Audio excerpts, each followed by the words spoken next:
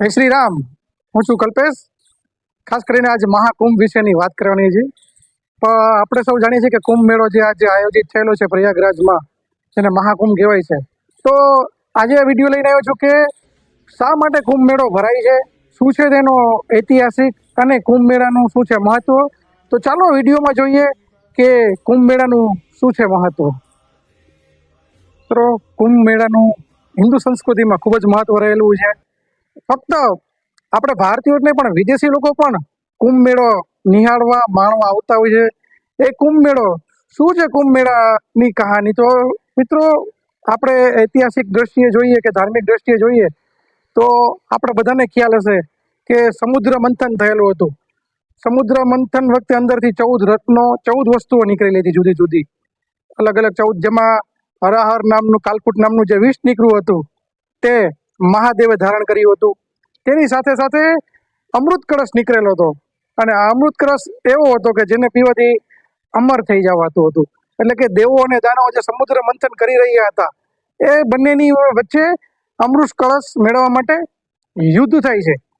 અને કહેવાય છે કે જે જયંત, ઇન્દ્રદેવનો પુત્ર છે જે જયંત એ અમૃત કળશ લઈને ભાગે છે. અમૃત કળશ લઈને જ્યારે જયંત ભાગે છે તો કહેવાય છે કે એ કુલ 12 અમૃત કળશ હોય છે. તેમાંથી 4 અમૃત કળશ જે છે અથવા તો એના ટીપા જે છે એ પૃથ્વીલોક ઉપર પડે છે, મૃત્યુલોક ઉપર, અને બાકીના જે 8 અમૃત કળશ છે તે દેવલોકમાં રહેલા છે. હવે એ જે 4 અમૃતના જે ટીપા કે જે અમૃત કળશ છે એ પૃથ્વી ઉપર 4 જુદી જુદી જગ્યાએ પડેલા હતા. જેમાંથી એક જગ્યા છે જેને કહેવાય છે પ્રયાગરાજ. અને પ્રયાગરાજ ખાતે જ્યાં કુંભ મેળો ભરાય છે ત્યાં 3 નદીઓનો સંગમ કહેવાય છે, ગંગા, યમુના અને જે અંદર વહે છે, જે ગુપ્ત રીતે વહે છે તે સરસ્વતી. આ 3 નદીઓનો સંગમ છે તે ગંગા, જમુના, સરસ્વતી, તે પ્રયાગરાજ. બીજી જગ્યા છે હરિદ્વાર કે જ્યાં ગંગા નદી વહે છે. ત્રીજી જગ્યા છે નાસિક કે જ્યાં ગોદાવરી નદી વહે છે. અને ચોથી જગ્યા છે ઉજ્જૈન કે જ્યાં શિપ્રા નદી વહે છે. મિત્રો, આ 4 જગ્યાએ કુંભ ભરાય છે. તો આ હતી એની ઐતિહાસિક વાત કે શા માટે જે અમૃતના જે ત્યાં કળશ, જે ટીપા જે પૃથ્વીલોક ઉપર પડેલા છે તેના કારણે તે જગ્યાને પવિત્ર માનવામાં આવે છે, અને તે નદીઓને પવિત્ર માનવામાં આવે છે, અને તેના પાણીને અમૃત માનવામાં આવે છે. તેથી તે જગ્યાએ કુંભ ભરાય છે. કુલ 4 જગ્યાએ જે અમૃતના જે ટીપા પડ્યા હતા એ 4 જગ્યાએ કુંભ મેળો ભરાય છે. તો કુંભ મેળો ક્યારે ક્યારે થતો હોય છે? તો મિત્રો, કુંભ મેળો આમ તો મુખ્યત્વે 4 રીતે કુંભ મેળો ભરાતો હોય છે. પહેલું છે એ માધ્ય મેળો, જે દર વર્ષે જુદી જુદી જગ્યાએ માધ્ય મેળો ભરાતો હોય છે. ત્યારબાદ આવે છે અર્ધકુંભ, કે જે દર 6 વર્ષે જે મેળો ભરાય છે તેને અર્ધકુંભ કહેવામાં આવે છે. એ પછી આવે છે પૂર્ણ કુંભ, કે જે દર 12 વર્ષે પૂર્ણ કુંભ જુદી જુદી આ 4 જગ્યાઓમાંથી થતો હોય છે. અને ચોથો હોય છે મહાકુંભ, જે 12 વર્ષના 12 જ્યારે એક જે ચક્કર પૂરું થાય એટલે કે 144 વર્ષે જે આવે છે તેને મહાકુંભ કહેવામાં આવે છે. અને આ વર્ષે 144 વર્ષ પૂરા થયા છે અને જે પ્રયાગરાજમાં કુંભ છે તેને મહાકુંભ કહેવામાં આવે છે. એટલે કે 144 વર્ષ પછી આ મહાકુંભ આવશે. ને હવે આના પછીનો કુંભ, મહાકુંભ પણ 144 વર્ષ પછી જ આવશે. ત્યાં સુધી તો માધ્ય મેળો, અર્ધકુંભ અને પૂર્ણ કુંભ, આ રીતે 12 વર્ષના, 6 વર્ષના, 1 વર્ષના કુંભ ભરાતો હોય છે. એટલે આપણા મનમાં એક સવાલ થતો હોય છે કે કેમ 12 વર્ષે જ પૂર્ણ કુંભ એટલે કે કુંભ મેળો થાય છે? તો કહેવાય છે કે જ્યારે દેવતાઓ અને દાનવો વચ્ચે જ્યારે યુદ્ધ થયું હતું અમૃત કળશને લઈને, તો એ યુદ્ધ 12 દિવસ સુધી ચાલ્યું હતું. એટલે કે 12 દિવસ. પણ કહેવાય છે કે આપણા પૃથ્વી લોકના 24 કલાક અને 12 વર્ષ એટલે દેવલોકનો 1 દિવસ ગણાય છે. એટલે કે મિત્રો, દેવલોકનો 1 દિવસ અને આપણા પૃથ્વીલોકના 12 દિવસ. એટલા માટે પૂર્ણ કુંભ જે છે એ દર 12 વર્ષે ઉજવવામાં આવે છે.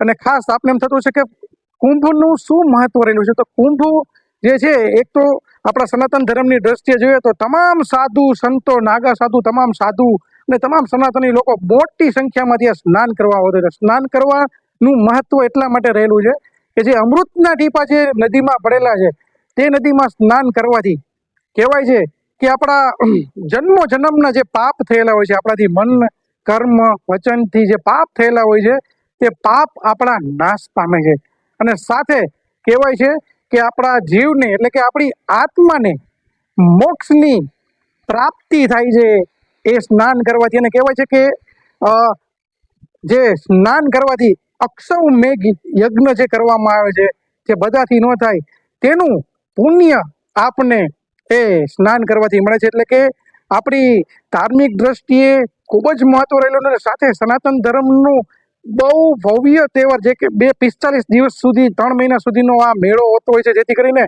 ધર્મનો ખૂબ જ પ્રચાર થતો હોય છે, ધર્મની ખૂબ જ માહિતી મળતી હોય છે. કે આપણે તો ઠીક છે, પરંતુ વિદેશી લોકો પણ જે અહીંયા આવે છે આપણા સનાતનના રંગે રંગાઈ અને સંત બની જતા હોય છે. એટલો ભવ્ય અને એટલો પરમ પવિત્ર આપણો આ કુંભ મેળો રહેલો છે. તો કહેવાય છે કે જીવનમાં એક વખત તો કુંભ મેળો અવશ્ય કરવો જોઈએ. અને જો આપ અશક્ય હોય કુંભ મેળામાં જવા માટે અથવા તો પોસિબિલિટી ન હોય તો એવું પણ કહેવામાં આવે છે કે આપની ઘરે જે છે તે જે તે દિવસોમાં આપના ઘરે જે પાણી છે તેમાં ગંગા નદીનું પાણી અથવા અન્ય નદીનું પાણી મિક્સ કરી અને તેનાથી સ્નાન કરી લઈએ, તેની સાથે સૂર્યદેવને અર્પણ કરીએ, દાન કરીએ તો કહેવાય છે કે તેટલું જ પુણ્ય આપને ઘરે બેઠા પણ મળતું હોય છે. પરંતુ ખાસ જો શક્ય હોય તો કુંભ મેળાના દર્શન જ કરવા જોઈએ, તે જ સ્નાન કરવું જોઈએ, જેનું આપણે ધાર્મિકની સાથે સાથે ઘણું બધું મહત્વ રહેલું હોય છે. તો આ હતી કુંભ મેળાની વાત. તો મારો આ વિડીયો આપને પસંદ આવ્યો હશે. કુંભ મેળા વિશે જેટલું મારી પાસે નોલેજ હતું મેં આપની સમક્ષ શેર કર્યું છે. તો આપને પણ લાગતું હોય કે આ માહિતી બધા લોકો સુધી પહોંચવી જોઈએ તો ખાસ આ મારા વિડીયોને અન્ય લોકો સુધી શેર કરજો. કોમેન્ટમાં લખજો હર હર મહાદેવ, જય ગિરનારી, જય શ્રી રામ. અને ખાસ મારી ચેનલને સબસ્ક્રાઈબ કરજો. મળીશું આવતા વિડીયોમાં. ત્યાં સુધી કલ્પેશ ગમારા અને રુદ્ર ગમારાના આપ સૌને જય શ્રી રામ.